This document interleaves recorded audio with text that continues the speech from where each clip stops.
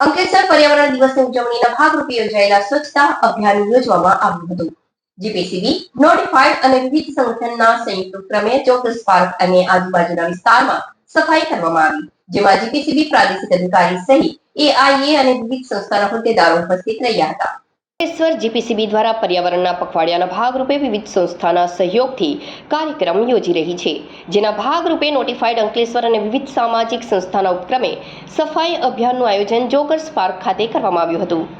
સમગ્ર વિશ્વમાં વૈશ્વિક સ્તરે પ્લાસ્ટિક પ્રદર્શનનો અંતની થીમ સાથે વિશ્વ પર્યાવરણ દિવસની ઉજવણી કરવામાં આવશે, જેના ભાગરૂપે કેન્દ્ર સરકારની ગાઈડલાઈન પ્લાસ્ટિક મુક્ત કરવા માટે જનજાગૃતિ કાર્યક્રમ યોજવામાં આવી રહ્યા છે, જે અંતર્ગત અંકલેશ્વર નોટિફાઈડ વિસ્તારમાં જીપીસીબી પ્રાદેશિક અધિકારી વિજયકુમાર રાખોલિયાના માર્ગદર્શન હેઠળ સ્વચ્છતા અભિયાન અંતર્ગત સામાજિક કાર્યકરો અને નોટિફાઈડ એઆઈએ અને જાગૃત નાગરિકો દ્વારા જોગર્સ પાર્ક અને તેની બાજુમાં પસાર થતી કેનાલ અને આજુબાજુના વિસ્તારમાં ઘનિષ્ઠ સફાઈ કરી હતી.